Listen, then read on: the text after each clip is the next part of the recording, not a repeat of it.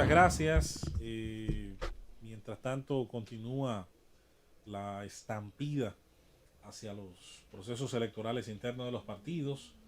Ya se supera un primer proceso interno que fue pues la determinación de una parte de los candidatos del Partido de la Liberación Dominicana de decidir el famoso método de las encuestas, un método que aquí dijimos en su momento, cuando nos tocaba analizarlo antes de, independientemente de lo que ocurriera posteriormente, creemos que es una regresión democrática.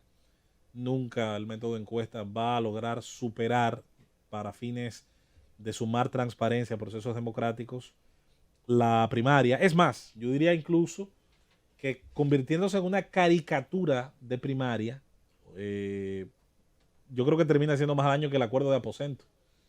Porque el acuerdo de aposento, al menos quienes participan, quienes están ahí, tienen que salir, si no contentos, al menos conformes con lo que se puede negociar, con sobre todo las futuras posibilidades de compartir el poder.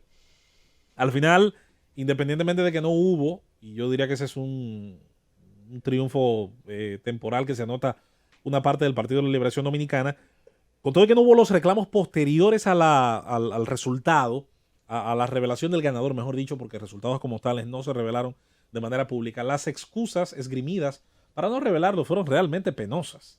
Hablar, en el caso del señor Temístocles Montaz, de que no se revelaron los resultados por respeto al compañero Leonel Fernández, como chiste hay que decir que es muy malo. El stand-up comedy no le va a Temístocles Montaz. Y en serio, creo que los partidos deben pensarse muy bien, en el caso del Partido de la Liberación Dominicana, que es el que más uso ha hecho de la herramienta, las experiencias, tanto aquel caso de la sindicatura de Santo Domingo Este, como ahora esta idea de intentar unificar el danilismo alrededor de una figura. Obvio, Gonzalo Castillo va a seguir haciendo campaña, va a intentar alrededor de su figura seguir sumando liderazgos a lo interno del Partido de la Liberación Dominicana. De hecho, hoy se anunciaron los senadores veintitantos que le están apoyando y bueno, él va a continuar intentando seguir sumar figuras de peso dentro del Partido de la Liberación Dominicana, no tengo ninguna duda. Es su deber y es válido en democracia. Ahora, fuera de esto, lo que termina revelando la imposición, insistimos, de un método que no le suma mucho a la cultura democrática en el país hacia lo interno de las organizaciones políticas, es dar la impresión de que el danilismo sale de ese ejercicio sin la unificación que pretendía. Es por lo menos la impresión que a algunos nos ha quedado más clara, no sé, a otros. La idea de que el danilismo, dado el dedazo, para decirlo en términos políticos, haciendo la apelación a esa figura que se daba en México, saldría pues unificado con los criterios y bueno, todo el mundo entendiendo y asumiendo a la figura ganadora y nos vamos todos. Esto ya venía sangrando, esto ya venía haciendo aguas, sobre todo desde que una figura como la de Reinaldo Pared Pérez, más allá de las críticas que en su momento hemos vertido también a sus aspiraciones presidenciales, sobre todo desde el punto de vista de ser una figura que genera enormes rechazos, dadas ciertas formas, dados ciertos gestos que suele tener desde su posición de poder que ha tenido durante mucho tiempo, pero independientemente de eso afectaba la idea de la unificación alrededor de la figura de Gonzalo. Era el secretario general del Partido de la Liberación Dominicana, incluso, entre otras cosas, hablando de su dignidad, hablando de que la misma no estaba en venta, de que la misma no se podía ceder, entre otras cosas, mandando, pienso, mensajes muy directos hacia la línea de flotación de ese sector. Parece irse dibujando la probabilidad de que en los próximos días no será solamente Gonzalo el que estará anunciando adhesiones. Parece que el doctor Leonel Fernández, y quien hasta ahora ha hecho una campaña más pasiva que sus rivales dentro del partido, lo cual tiene todo el sentido. Esa es la ventaja de ser harto conocido en el territorio nacional, de tener una estructura a nivel nacional aceitada siempre, aun cuando la misma también haya perdido en el proceso, largo proceso del gobierno de Danilo Medina.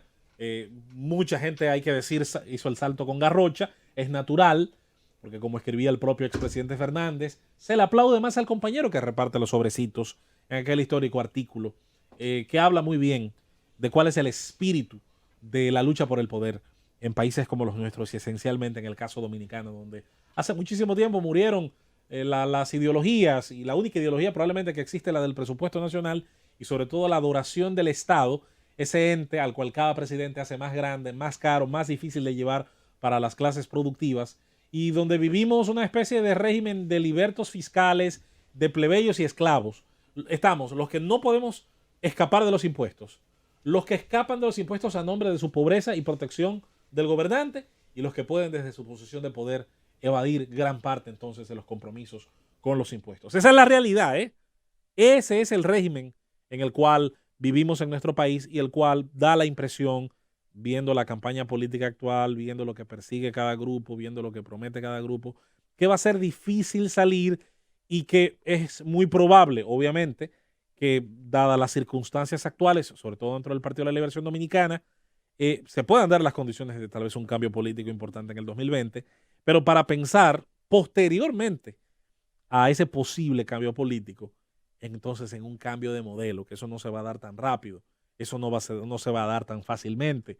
La política dominicana sigue todavía muy poblada de personas que no necesariamente se quejan del modelo, se quejan de que no están dentro de quienes lo dirigen desde los puestos importantes de poder. Y eso, aunque insisto, tiene que generar cambios graduales. Muchas veces, y decíamos ayer en una conversación, en un debate, en las redes sociales que sosteníamos, muchas veces usted siembra para que otra generación coseche, y eso no tiene nada de malo. Hay un caso político, por ejemplo, en el caso de Argentina, que es un país en el que nos fijamos mucho dentro de su curiosa historia política. Hay un político, ya murió, llamado Álvaro Alzogaray, que durante muchos años se la pasó siendo el único político en ese país que predicaba la reducción del Estado, que predicaba la idea de las ideas de la escuela económica austríaca, la posibilidad de darle al vector del emprendedor privado el protagonismo nacional que durante años ha reclamado y ha tenido el Estado.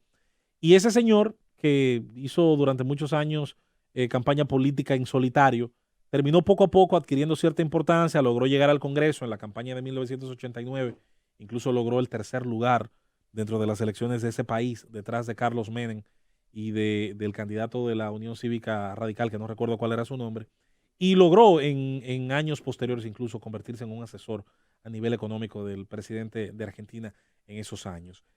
Hoy, curiosamente, ese país, más allá de los movimientos electorales, vive una fiebre extraordinaria, sobre todo de parte de muchos jóvenes y de algunas figuras que realzan en los medios de comunicación, de volver a tener la economía como el centro de discusión dentro de la política. ¿Cuál es el modelo? ¿Cuáles son los resultados de cada modelo? Y sobre la base de esos resultados, entonces, ¿qué conviene? ¿Qué conviene cambiar? ¿Qué conviene proyectar? ¿Qué conviene imitar de cada país que ha tenido éxito? A veces, perfectamente se siembra para que otro coseche. Eso ha ocurrido en la política, eso ha ocurrido en el derecho, eso ha ocurrido a través de muchísimas figuras en la historia. Siempre se resalte con esto, nos vamos, Francis, el famoso caso de Émile Zola, en un caso más que nada relacionado a la justicia de su país, de Francia. Y es la idea de que se puede ganar desde la tumba. Y es la idea de que aun cuando el contexto actual no parezca muchas veces que vale la pena predicar lo que es correcto y hacer, como hizo Solá, una acusación directa hacia los poderes fácticos de entonces, en el caso de Dreyfus, a veces desde la tumba, como triunfó él, y viendo a otros cosechar el enorme trabajo, la enorme valentía que significó en su momento acusar a los poderes fácticos de hacerle daño a una persona, en ese caso por su origen judío. Yo creo que bien podemos pensar que lo que sembremos hoy no necesariamente lo va a cosechar nuestra generación. Así lo cosechen nuestros hijos o nietos. Valdrá la pena.